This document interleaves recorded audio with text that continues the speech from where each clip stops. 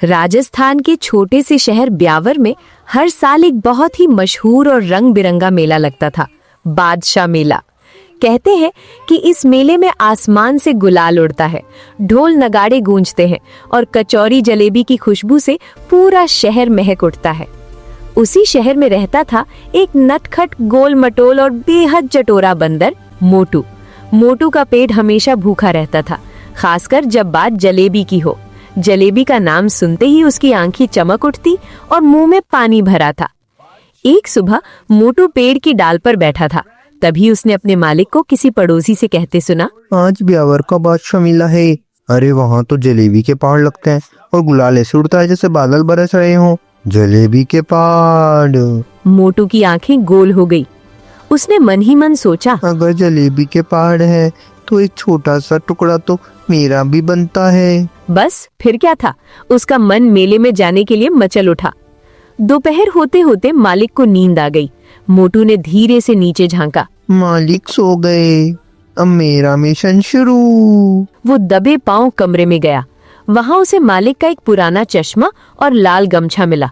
मोटू ने चश्मा आंखों पर लगाया, गमछा कंधे पर डाला और शीशे में खुद को देखकर बोला, वाह मोटू, अब तो तू पूरा इंसान लग रहा है। वो उछलता कूदता दीवारों और छतों पर छलांग लगाता हुआ मेले की ओर निकल पड़ा।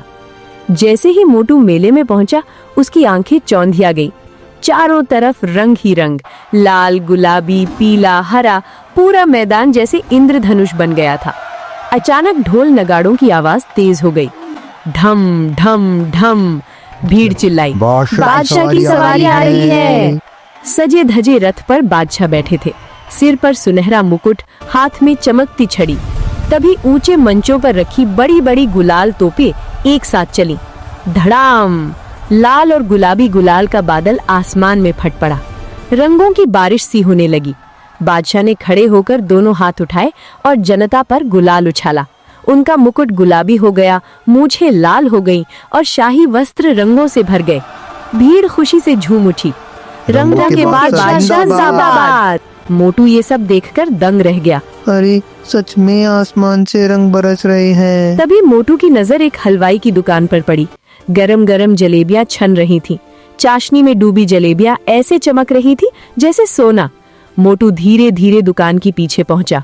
बस एक जलेबी, सिर्फ एक। जैसे ही उसने हाथ बढ़ाया, उसका पैर फिसला। धड़ाम, वो सीधे एक बड़े गुलाल के ड्रम में जा गिरा। जब बाहर निकला तो सिर से पैर तक लाल रंग में रंगा हुआ था। हलवाई ने देखा और चिल्लाया, अरे बंदर, जलेबी चुरा रहा है, पकड़ो इसे। डर के मारे मोटू भागा। भीड़ के बीच से निकलता हुआ वो सीधे बादशाह के रथ की ओर पहुंच गया। उसी समय फिर से गुलाल तोप चली। धड़ाम, गुलाल का बड़ा गुब्बार हवा में उड़ा और मोटू उछलकर सीधे रथ पर जा गिरा। गुलाल का बादल फटा और बादशाह और मोटू दोनों रंगों से ढक गए। कुछ पल के लिए सन्नाटा, फिर अचानक पूरी भीड़ हंसी से गूंज उठी। मोटू डर गया। पकड़े जाने से बचने के लिए उसने अजीब अजीब मुंह बनाना शुरू कर दिया। फिर वो अपना सिग्नेचर फनी डांस करने लगा। पूंछ घुमाई, गोल गोल घूमा, हाथ पैर फैलाकर कूदने लगा। ढोल वाले ने ताल पकड़ ली। ढम ढम ढम। अब बादशाह भी हंसते हंसते ताली बजाने लगे। भीड़ को लगा ये खास शाही कार्यक्रम है। लोग तालियां बजाने लगे। तभी भीड़ में मोटू का मालिक भी पहुंच गया।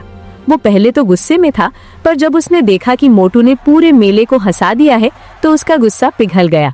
बादशाह ने मुस्कुराकर कहा, आज के मेले की असली शान यही लाल कलाकार है। उन्होंने एक बड़ा जलेबी का डिब्बा मोटू को इनाम में दिया।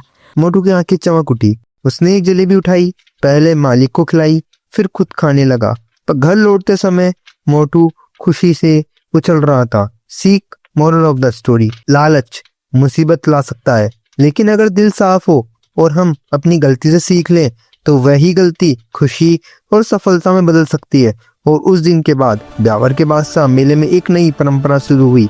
जब भी बादशाह की सवारी निकलती, लोग कहते, देखो कहीं लाल बंदर फिर से डांस करने ना आ जाए।